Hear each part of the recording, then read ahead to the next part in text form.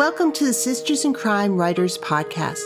Everyone has a unique writing journey, so join us for conversations about those journeys from the writers themselves.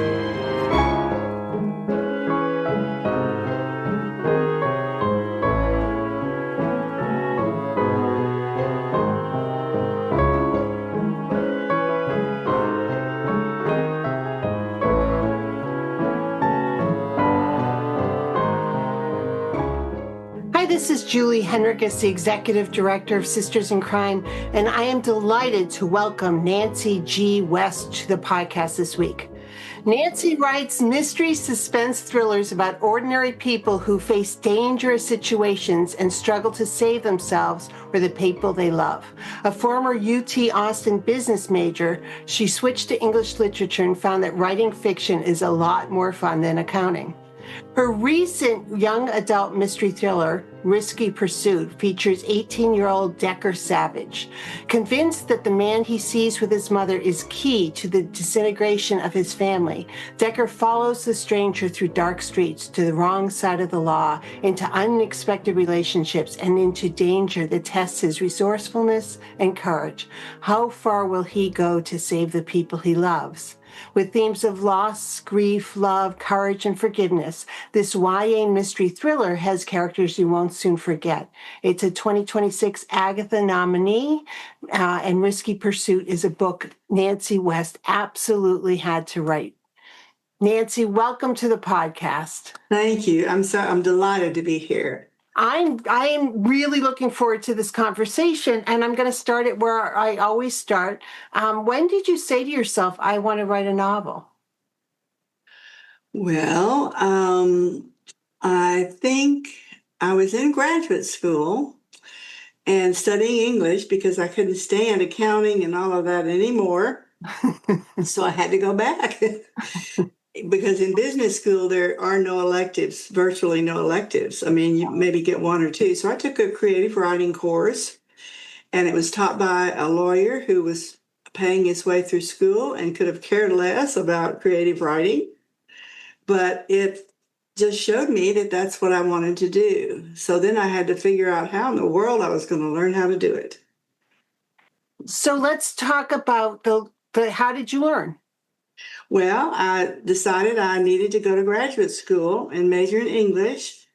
And I did a lot of reading of wonderful books, but they really don't teach you how to write. Mm-hmm. So I went through that, and then I started reading books on craft myself, and I'm still reading them. I read them between books. I read them again. I underline them and go back and read certain parts. So I think really that's the secret. I guess they do have MFAs in fiction writing, but I didn't know enough to take that. So there you go. Well, reading is such a foundational way of understanding story. But as you said, it doesn't always help you know structure and some of the other things. And as you write more and more, you keep upping your game. So I love that you said that you continue to read craft books even now. Yes. I feel like I just can't ever learn it all. That's that makes it so much fun. Yeah. Yes. And you keep making it more difficult on yourself every time. Right? Yes, that's true. So was it always going to be crime fiction for you, or were you interested in writing other things as well? Oh, well, I find that I want a question at the beginning of a story. I want a mystery that intrigues me. And if that's not there, I just really don't have a lot of reason to go on, even though the characters are beautifully crafted and the prose may be wonderful. I still want to know, there still has to be a mystery, something that worries me and I have to find the answer to. So I thought, well, if that's what you read, then that's what you should try to write. Yes. Yeah. Mm-hmm. So talk to me about that evolution of writing that first book. Oh, wow. Well, I wrote the first book when I was in graduate school. And I got the idea about a graduate student who faced a terrible dilemma. She's rather naive, and she's studying Shakespeare and abnormal psychology. And of course, my first protagonist was studying Shakespeare and abnormal psychology. And so I started writing about her, and she was young and very serious. And I think it was a good book because it took me so long to write it. I didn't have that luxury on any of the others. Right, right. Yeah, but that's what started it. And then of course I began to realize I needed those craft books, and I would start reading those and go back and fix something, and then read another one and go back and fix something else. And finally came up with a book. And because that first book is so often the book that teaches you how to write. Yes. um, and did that eventually get published, or was that did you put it in a drawer and write another one? Well, I tried very hard to get it published. And I remember I was just about to give up. This is when we were putting it in envelopes and sending them off to people. And, it would be 6 months or 8 months and you hadn't heard from anybody. So there was a wonderful editor at Mysterious Press named Sarah. I'm trying to recall her last name. She passed away not too long after that, but she was a wonderful editor. And I got a letter back from her, and she said, I would not, if this were not so good, I would not have kept it for so long. Of course, they didn't publish it, but she had me, that did it. She had Yeah. me on the road. I thought, well, okay, I'm not far off, so let's keep going. And that was really a godsend for me because I really was about to give up. I thought, well, you just don't know how to do this, and nobody wants it, and so there you go. So It's so interesting, isn't it, that good rejections, and that's a good rejection, mhm, can give you a lift, even though mhm, they're not taking the book. The fact that she said this is good, yeah. is just wonderful. Oh, it was life-changing, really. Yeah. So talk to me about continuing. Did you have a new idea, or what did you do to keep moving forward? Well, there was a woman in Meredith, the graduate students class, who was older and funnier and had more of a past. Meredith's very young, and she's just gotten married, and she's just young. And so this other friend of hers intrigued me, and I thought that she had enough to her and enough background that she could sustain a series. I didn't think Meredith could. Huh. Now that she's older, Meredith might be able to, but at that time, I didn't think she could. So I started writing Aggie Mundine rom-com mysteries, and I wrote 4 of those, and they were successful. And then I wrote another one and another one. And then I think I switched from Meredith because she was so serious, and I think Meredith and I both were tired of being serious. Yeah. But after all those Aggie books, then I wanted to be more serious again and wanted to write something with more meat in it. And that led me to thinking about Decker Savage. Well, and Decker's a switch for you in tone, but also it's a YA novel. Yes. So Well, when I think what happens is there's an idea or a situation that intrigues me, either that I've read about or it happens in my family or I hear it on television or whatever, and it intrigues me, and I'd like to explore that in a book, in a novel. And so then I began thinking about, well, who is the best person to illustrate this phenomenon? And I've had a 35-year-old plus woman, that's Aggie, and I've had the young graduate student, that's Meredith. But for this book, this was a book about divorce and about how families have to decide when they know that they're going to split up. Is it harder when the children are young, Right. Or should they wait until they're older and the children can, quote, understand, unquote? So I started thinking about that, and I thought, well, who better than to explore that than an 18-year-old boy whose parents are getting a divorce? Yeah. And of course, it had to be a mystery. There had to be a question. He had to get in a lot of trouble. So with that, then Decker came to my mind. And actually, I didn't know I was writing a YA book. I was just writing the book that I needed to write. And that's how Mm-hmm. old Decker was. And so and so what made it YA, Nancy? Is it Well, because of the themes or because of the age of the protagonist? And I'm asking this legitimately because I think YA is such a fascinating category, and I read YA. I mean, it's gritty. It's not light. I mean, it goes into dark places.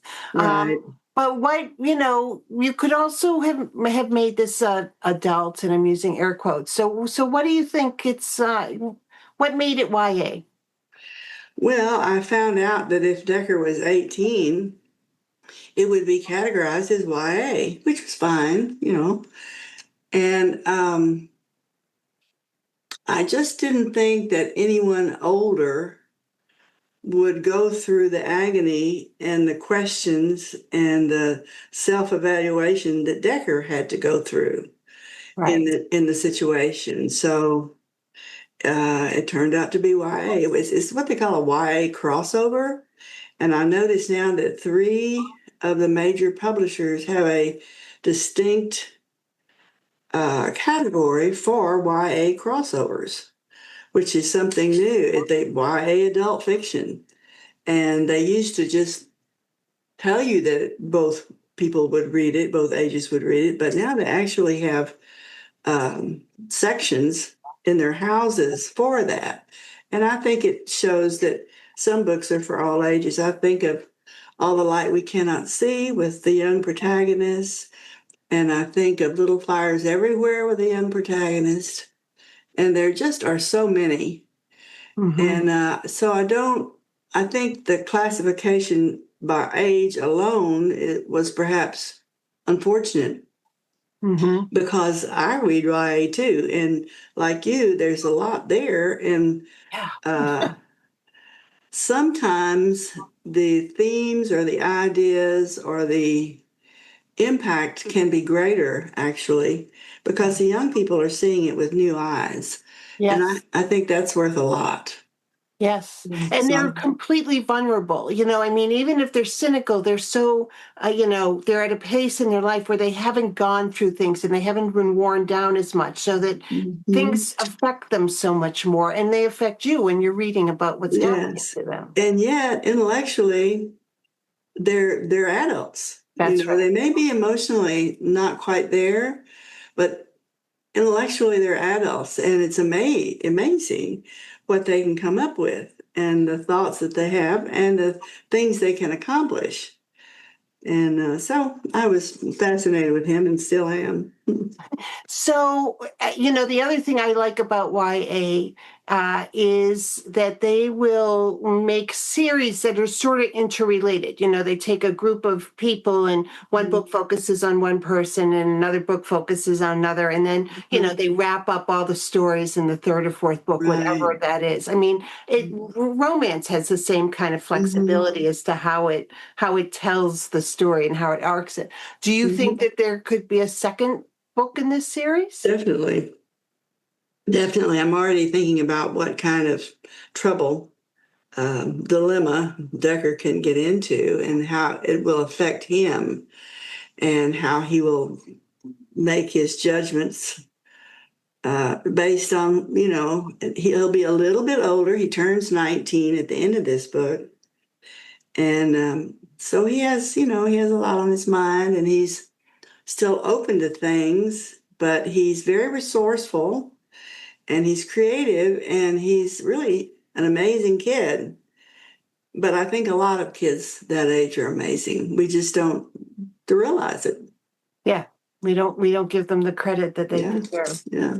Um, so let's wind this back a little bit. Talk to me about getting an idea for a novel. for you? I mean, because you made a switch from Aggie, and that could be a business decision, but it sounds like the Decker story just sort of started to be at the forefront of your creativity. So talk to me about how you start a novel. How I start a novel? Yeah, I mean, what's the idea that you feel like this is big enough? This can support a novel, whether it's Well, a it's usually something that fascinates me.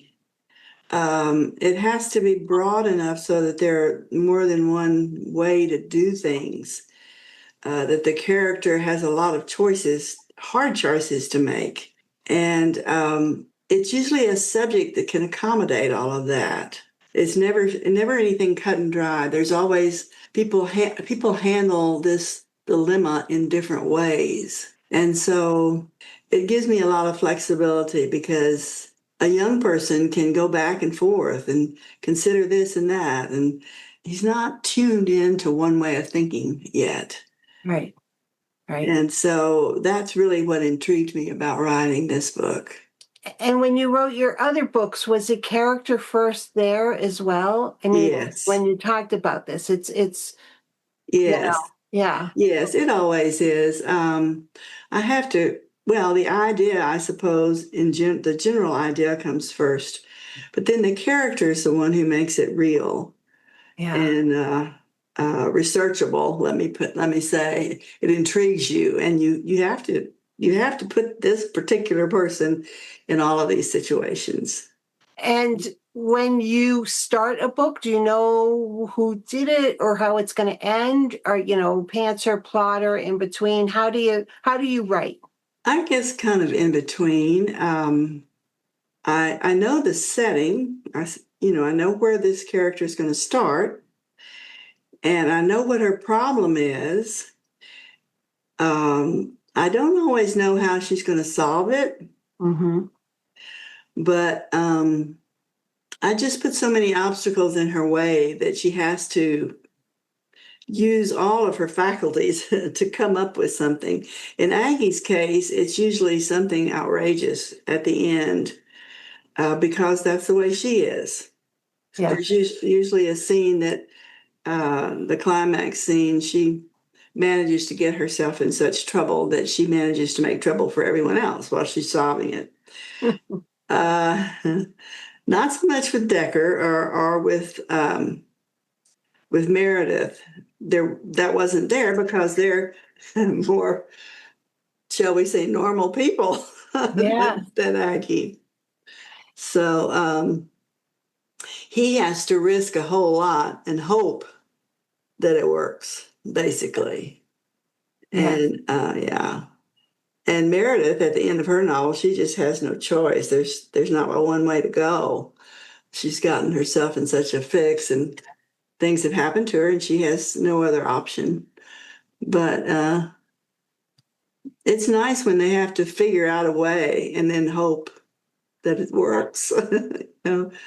Well, as a writer, I get the great privilege of talking to so many writers. And I was talking to somebody yesterday who said in her first novel, she almost held back from putting the character through too much.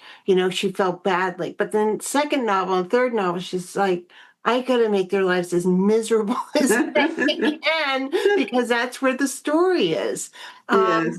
And so with Aggie, I love how you came to her from I enjoyed this character in the Meredith book. It's Mhm. actually, but talk to me about making her life challenging, but also a rom-com is not easy to write, Nancy. I mean, being funny is not easy, Well, or maybe it is for you, but it's not an easy thing.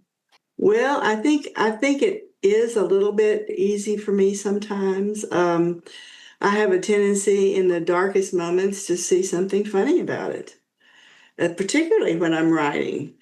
And I have to kind of gauge whether this is appropriate for this book or not, because I don't know. I think you can have an overload of seriousness in any book, Yeah. and you just kind of want to lighten up every now and then. And So usually the character will think of something off the wall or something funny will happen to them, or they'll do something and it turns out to not work quite like they wanted it to.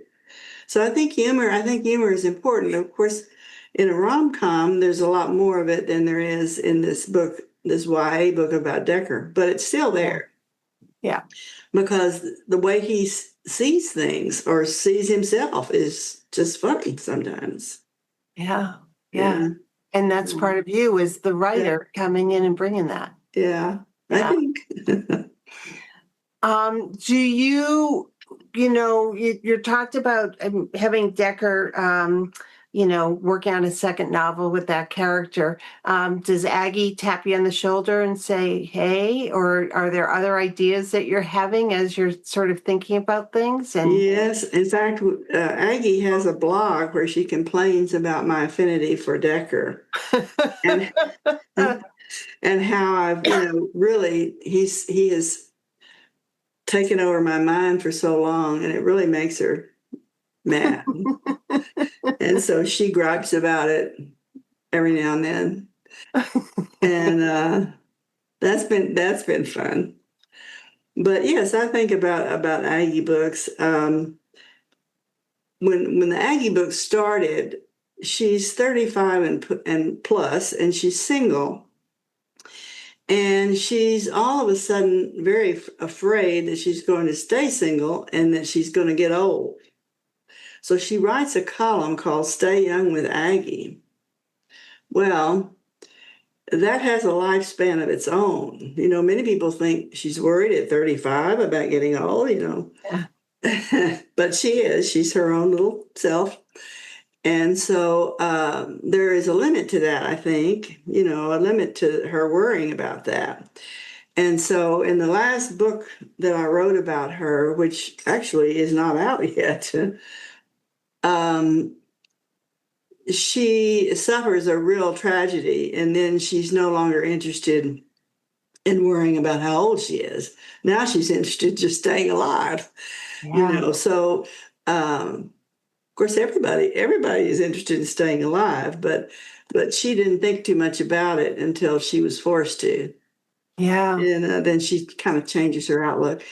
Decker, of course, has his whole life ahead of him, and he risks it because he loves his family, and he has to. I mean, it's his family security and safety and his own future, so he has no choice. I mean, he doesn't think he does anyway. He's not one to shy away from tragedy or danger. He gets in there and thinks, well, if I don't do this, it's going to be bad. So I'm going to do it, whatever happens.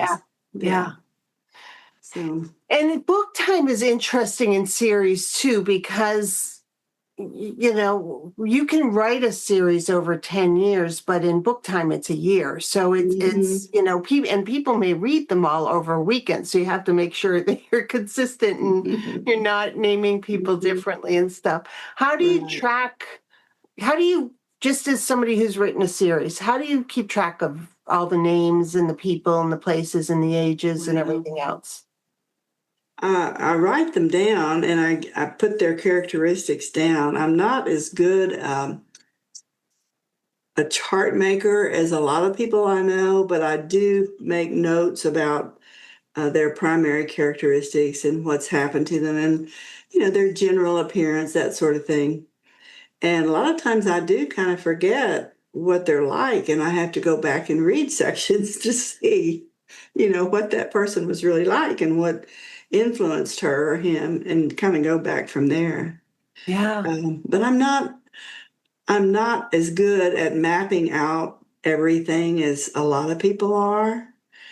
I kind of have the general gist of the first part and what the climax needs to be or where it needs to be. I really don't know what it is always. The ending, sometimes I change the villain a couple of times before I actually decide, who it is and why they did what they did. That's sort of a gradual process with me. In fact, one of my faults is that I have a tendency to just want to write and think about it later. And that's not always such a good idea. So the more I write, the more planning I do, the more careful I get. But the other way is a lot more fun, I have to admit. And do you, but and there's no one way to write, right? And different times of your life you can write differently as well. Right. But editing when you've changed the villain 3 times can be something. Like, Yes. oh yes, I need to change that whole Mhm. clue doesn't work anymore or whatever. Right. Yeah. One thing I found to be very helpful to me, at least, is that when so let's say I've written 10 or 20 or 30 pages or whatever, I go back and read what I wrote the previous day. And then I think, all right, now where does this need to go? What's the next inevitable step?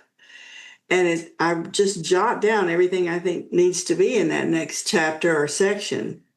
And then when I go to write, I feel like in a way it's much easier. Yes. The Yes. writing can just almost flow because you've thought of everything ahead of time that needs to be in that part.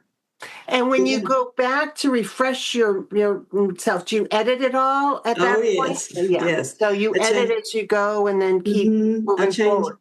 I do. I change words and I change the order of sentences because they're the most impactful sentence, I think, should be at the end of the sentence, and frequently it's not. So I have to go back and do that.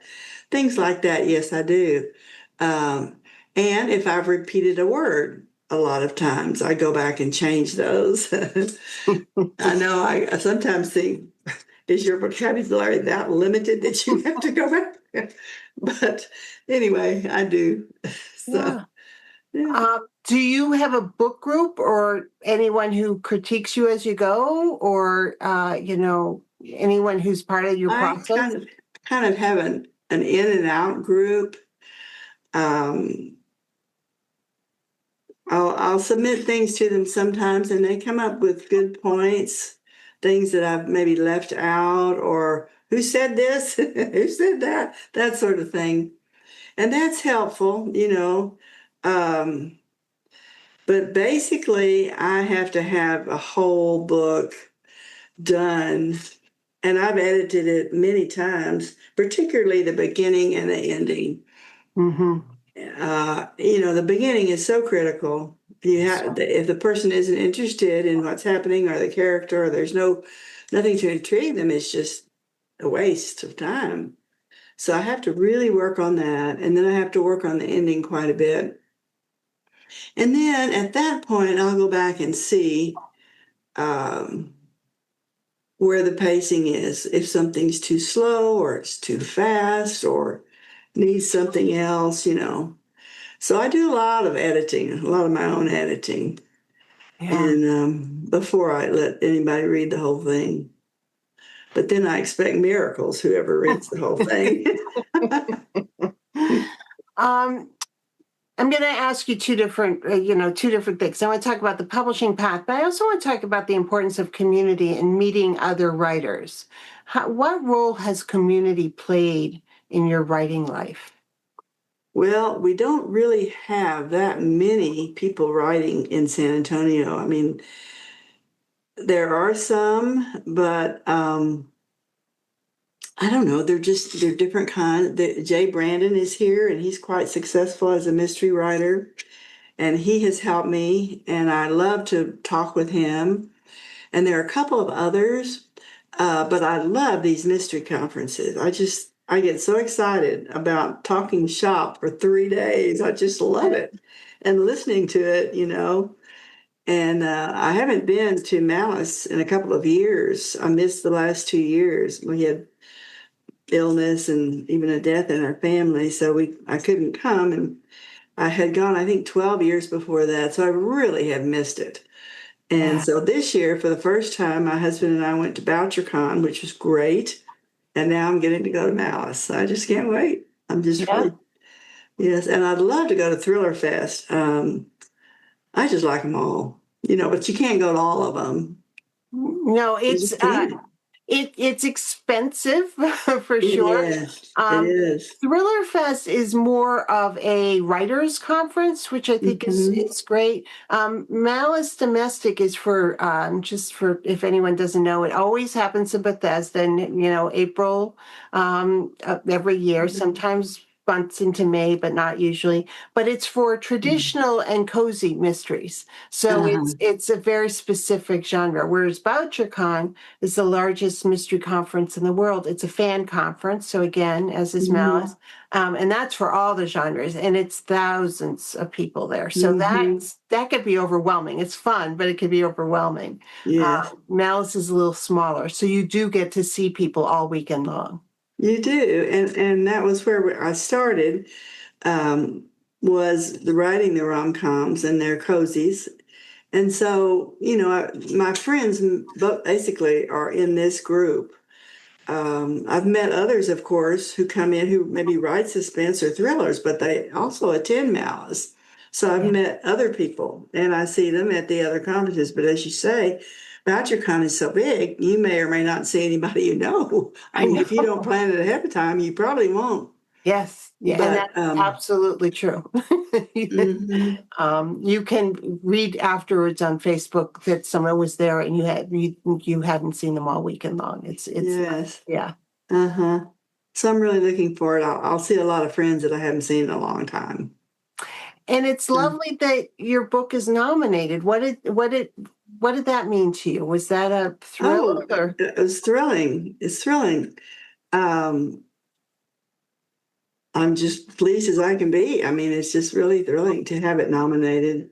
It's quite an honor. And whatever happens, I'm yeah. still honored.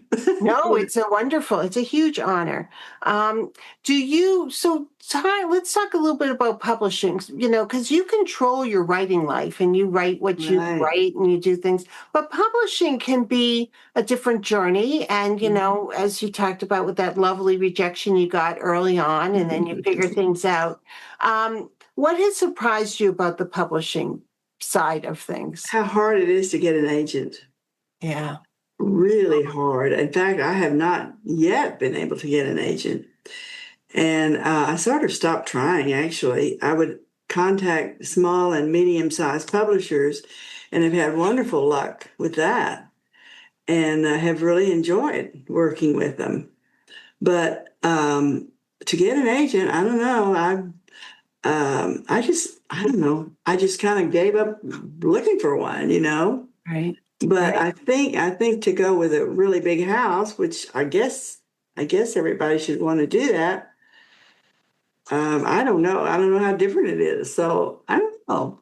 But I guess I'll have to have an agent, and I'd love to have one that will, do all that work on the front end. That would be great. But you've had success, right? So it may not Yeah. be this, the success that you expected, but you've had success. So that what I'm hearing from you is keep moving forward, figure it out. Oh yeah. Oh yeah. Um, I don't think any one part of the process can discourage you. I mean, you just have to keep on, doing what you're doing and keep trying. You really do. I think I read the other day, it said there are no failed writers, they're just people who give up. Yeah. Yeah. So Yeah. you know how that is. You just have to keep at it. Yeah. And if you enjoy it, it's a joy. I mean, it's not you don't trudge your way through it. It's a joy. Well, and I think you're a great example of when you try something new, you're going to reach different audiences and maybe at different kinds of Mhm. success. So, if you said, well, that's not my audience isn't going to like a darker YA, so I'm going to Right. stick with the funny cozies, then you would have missed an opportunity, right? That's right. That's right. I don't ever mind trying something. I mean, how else do you know? How do you know if it's going to work or not? Yeah. Yes. I Yeah. mean, you don't. So, You don't. yeah. So, and I've kind of fallen in love with my characters and I don't want to let them go. Once they're there, they're there. Well, I So love that. I mean, I love that Aggie has her own blog and is not happy with with the shift of attendance. I mean, that's wonderful. that's been a lot of fun. Mm. So what's next for you? Well, Decker's going to get in another dilemma. I haven't decided what or where. He may go to a baseball camp. I don't know. He's a baseball player. And his best friend is a super duper baseball player who will probably be drafted by somebody. So he may go with Sweeney. I don't know. Yeah. Um, I don't know if I'm ready to send him to college just yet. Well, it feels like there might be some more adventures to be had in this in-between time, right? I think so. I think So, so. Nancy, when will you know that you're ready to start the novel? You're pondering, you're thinking, you're wrestling, all the stuff, probably taking notes. But when will you know? Okay, I'm ready to go. This is the book. This is the idea. Well, I think I'm going to have to settle on the setting. Do I want him to be in a baseball camp? And I really haven't researched that enough. I need to do some more research to see what the conditions are of their wanting them to be there, and if they have to be young men who are going to be drafted by one of the pro ball, or can they just go and hope or what? Yeah. Yeah. I have to know that. And then I have to think a lot about what situation is going to challenge Decker the most and what parts of his personality and beliefs is it going to threaten the most. Mm-hmm. And when I know those things, I'll be ready to go. The research sounds fun. I mean, it could mean a travel just to see what a baseball camp looks like. But that seems like that could be Yeah, an I don't know. I have three young men um, who are my go-to people who played baseball. Well, they're not so young, some of them, but they've all played ball, and there's three of them. And of course, they know the lingo of the ball player. So I yeah. could say, I can send them a chapter or a section and say, is this how they really talk? And or well, no, we would, and they'll give me the real lingo, the jargon of the ball playing scene, which has been really helpful and Yeah. fun. It gives me ideas. And of course, research gives me ideas, like it does you, I'm sure. The more you research, the more ideas you have. So, And the interesting thing about research is, and what I'm hearing from you is that you love the idea of the baseball camp, but if it's not going to work for the book, you're going to figure something else out. I mean, you're not going to shape it to fit the book. You're going to no, find the setting that fits the book. I'm going to find the setting that fits Decker, Yeah. that challenges Decker. Yeah. Yeah, the baseball camp is just um, one of the possibilities. May or may not work. I don't know. We'll see. I Yeah. don't know enough about it yet. Yeah. Well, that's going to be some fun research. Yeah, it is. It really is.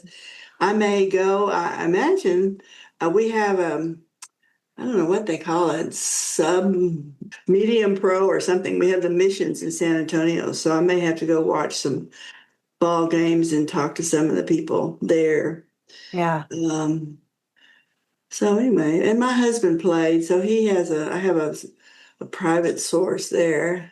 Yes. And then I Yeah. have, two or three others that I call on. So it's really kind of fun to talk to them.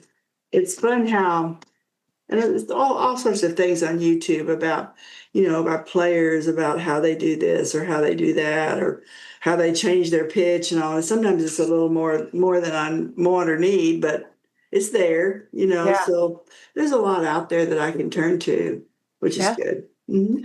Well, you never know what's going to influence something. Watching some pitch video could make you think, wow, and Yeah. this happened, or that was, if that's a banned substance, that could be kind of interesting. Yeah, right. Yeah. um, well, I love talking to you about writing, and I love that you've made the switch. But as I said earlier, I really love that Aggie's not letting you forget, because as a writer, what a wonderful way to keep her fresh and to sort of let her fans know that she's still there. Yeah. Well, I think pretty soon I'm going to have Decker react to her opinions about everything. I love it. I mean, it's only fair. It is only fair. And maybe at some point they'll be in a book together. You never know. No, I don't know. I think she's so down on him. I don't think so, but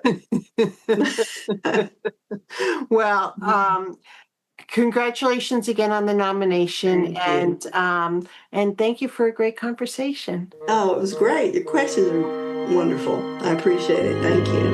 Thank you.